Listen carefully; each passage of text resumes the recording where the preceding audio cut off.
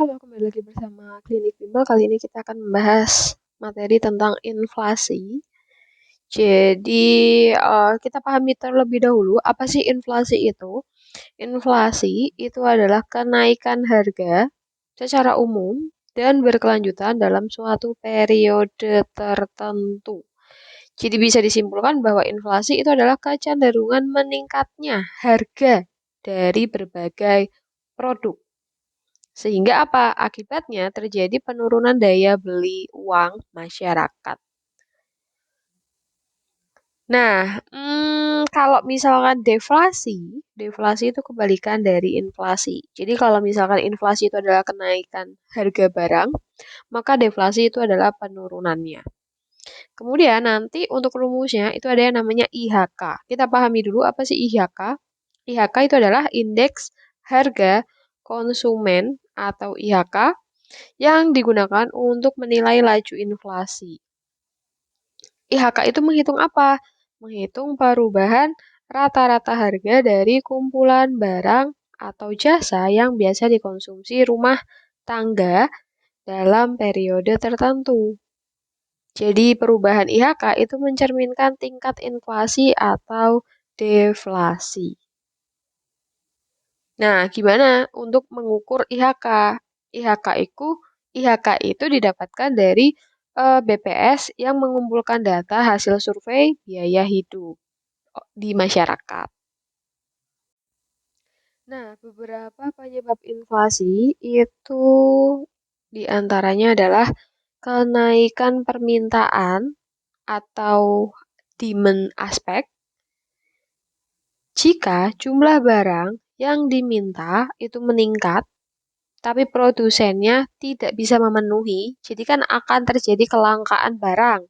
Nah, akibatnya harga barangnya itu akan naik kalau terjadi kelangkaan. Misalnya, kalian pernah membantu ibu untuk membeli cabai di pasar, terus suatu saat pas mendekati Lebaran mungkin itu terjadi kenaikan. Nah, itu bisa jadi karena permintaannya terlalu banyak, barangnya yang tersedia itu sedikit. Terus, terbatasnya produksi atau supply aspek, sehingga dia mengganggu penyediaan barang. Jadi kalau ternyata memproduksi barangnya itu terkendala atau hanya terbatas, maka kan barangnya juga akan langka. Sehingga uh, kendala dalam produksi itu menentukan juga penyebab dari inflasinya. Contoh kendala itu apa? Bisa aja penggunaan teknologi yang terlalu sederhana, jadi tidak bisa memproduksi dengan banyak. Atau gagal panen, bisa jadi kemarin itu cabai itu naik karena gagal panen. Atau ada bencana alam dan keterbatasan modal. Kemudian, tidak seimbangnya jumlah uang yang beredar dengan jumlah barang di pasar. Menunjukkan jumlah uangnya itu lebih signifikan dibandingkan dengan jumlah barang yang tersedia. Maksudnya adalah lebih banyak ya uangnya.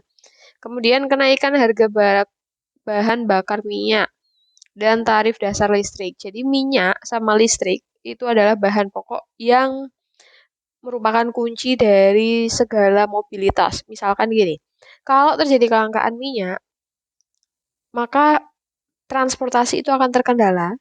Akibatnya nih, misalkan di pegunungan sudah panen, kan harusnya dibawa ke kota. Tapi karena biayanya mahal, sehingga mengakibatkan harga jual untuk bahan-bahan yang dibawa itu juga akan dinaikkan biar bensinnya tuh cocok gitu loh. Itu juga akan menjadi pengaruh. Listrik juga demikian. Kemudian pemerintah mencetak uang tambahan yang menyebabkan bertambahnya jumlah uang yang beredar di dalam masyarakat. Itu juga masuk. Kemudian terdapat tekanan dari sejumlah kelompok untuk memperoleh pinjaman dengan bunga rendah. Akibatnya terjadi peningkatan jumlah uang yang beredar. Kemudian ada perubahan sektor luar negeri, ekspor atau impor, investasi, tabungan, dan penerimaan negara.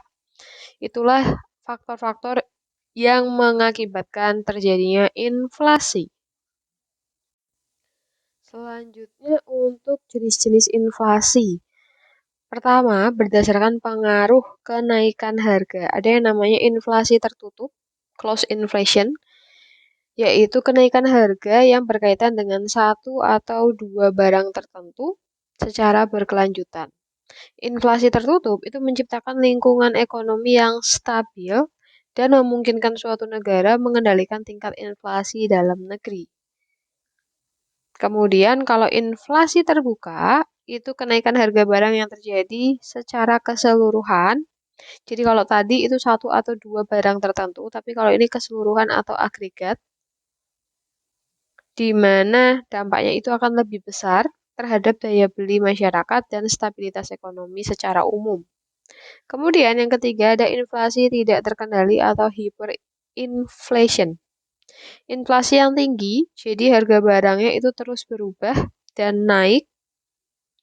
Nilai uangnya jadi akan merosot. Kalau kalian belum tahu dulu tuh Indonesia pernah mengalami inflasi ya.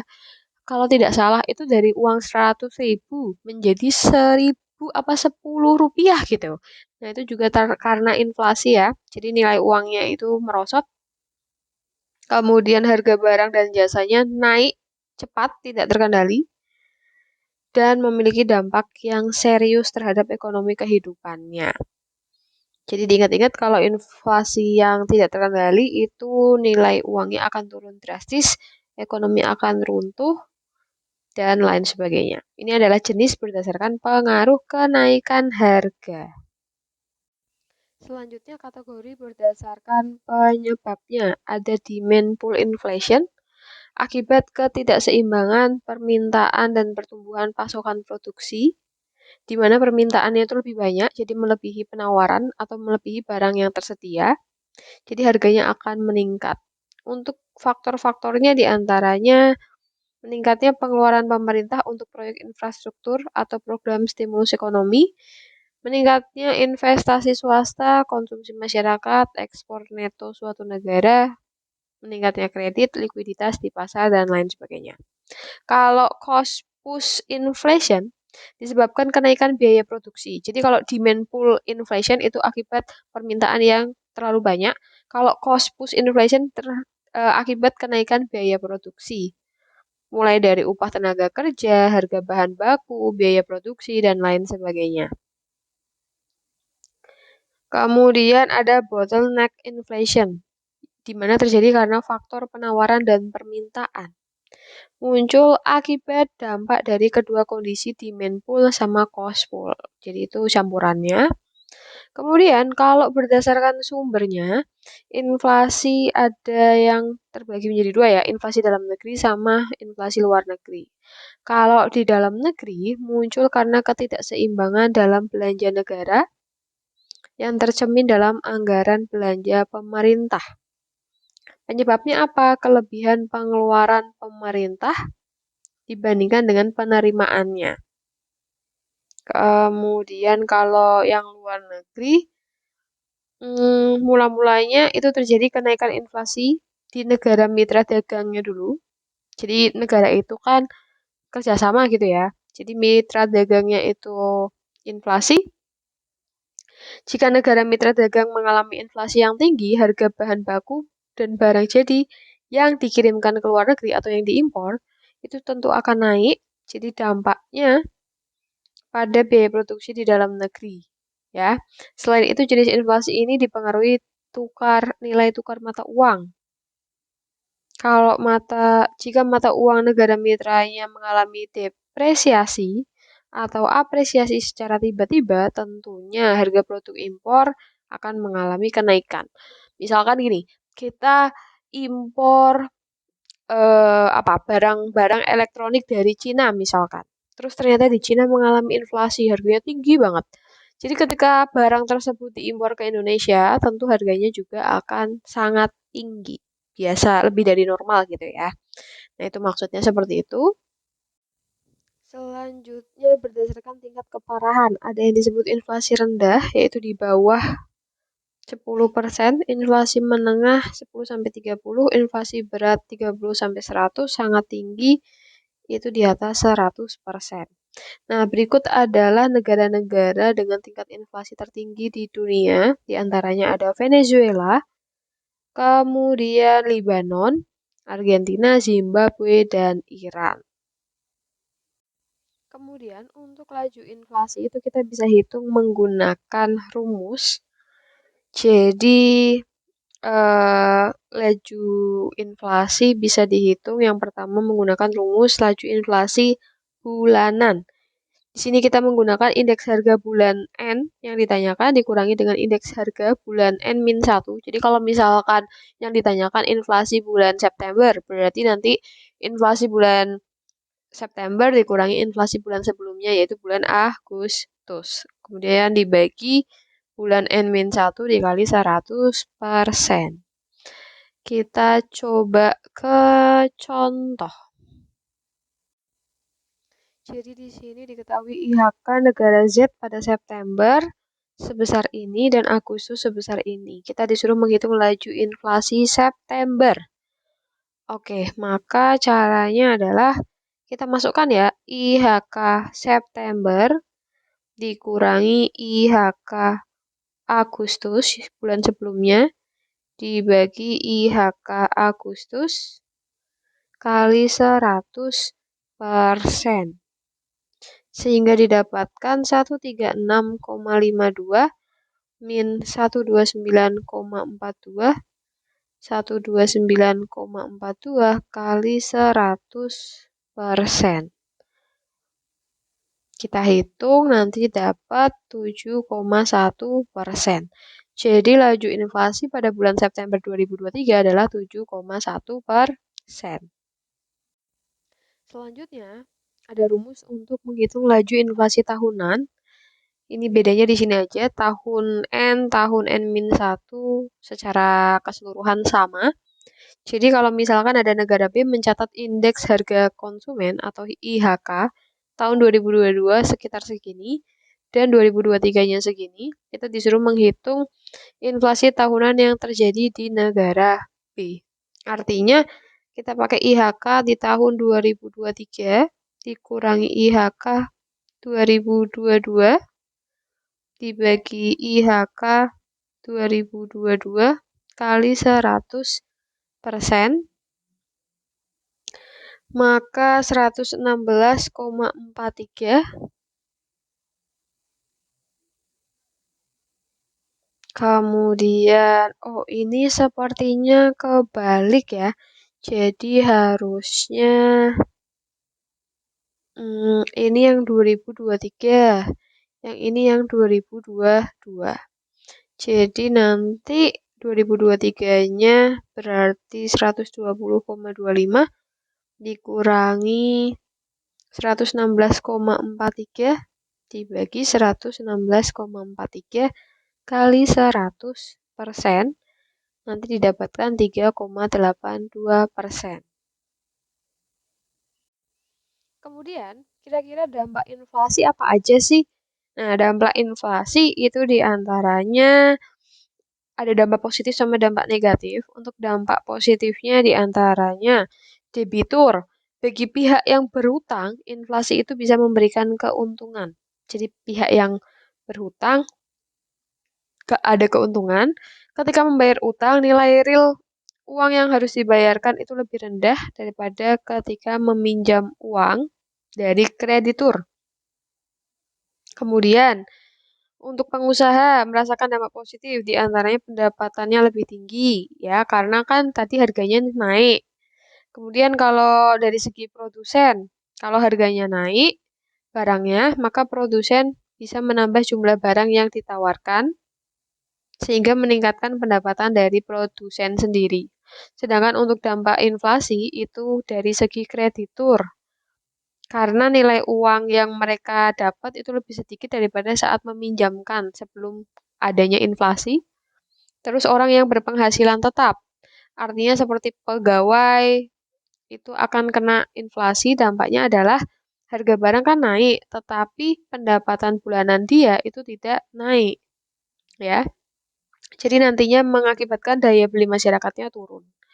Dari segi penabung, karena nilai real uangnya turun, itu akan merugikan masyarakat yang menyimpan kekayaan dalam bentuk uang tunai. Kemudian dari perekonomian nasional sendiri, itu meningkatnya suku bunga, menurunnya tingkat investasi, menurunnya daya saing produk nasional, defisit neraca pembayaran, dan lain sebagainya. Itu adalah dampak-dampak dari inflasi. Selanjutnya, gimana sih cara untuk mengatasi inflasi? Yang pertama, kita bisa melakukan kebijakan moneter. Kebijakan moneter itu adalah upaya pemerintah dalam mengendalikan jumlah uang yang beredar. Misalnya, ada yang namanya kebijakan diskonto, dia menaikkan suku bunga bank, jadi agar masyarakat yang menabung, sorry, jadi ada kebijakan diskonto, yaitu kebijakan menaikkan suku bunga bank agar masyarakat menabung di bank. Jadi kan suku bunga itu maksudnya gini, ketika kita nabung 1 juta, kita misalkan dapat keuntungan 1.100.000 misal. Nah, jadi kan orang akan berbondong-bondong untuk menabung gitu ya, karena suku bunganya masih tinggi. Terus, hal itu akibatnya apa? Uang yang ditabung di bank, jadi jumlah yang beredarnya itu semakin sedikit karena uangnya pada ditabung di bank. Lalu ada operasi pasar terbuka. Kebijakan menjual surat berharga seperti sertifikat Bank Indonesia kepada masyarakat.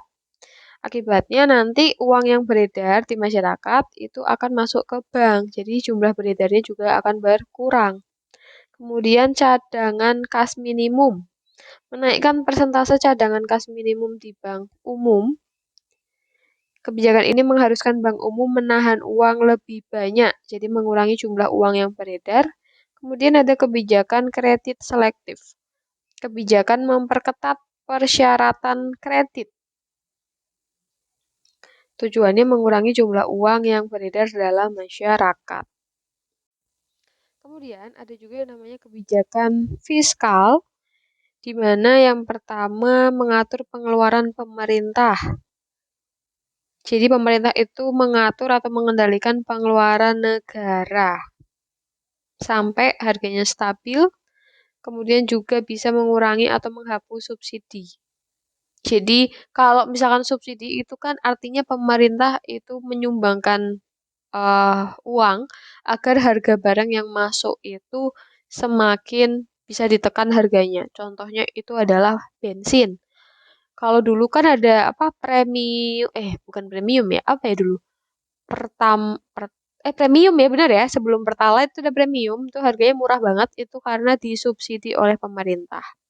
Kemudian ada kebijakan fiskal, menaikkan tarif pajak. Jadi tingkat konsumsi masyarakat jadi berkurang. Misalkan pajak mobil ditinggikan, pajak rokok ditinggikan, maka dia akan membuat masyarakat itu tidak mungkin mikir-mikir untuk beli dan mengurangi gitu ya. Kemudian yang ketiga ada kebijakan non moneter dan non fiskal. Contohnya menambah kapasitas produksi melalui kebijakan pemberi subsidi dan premi.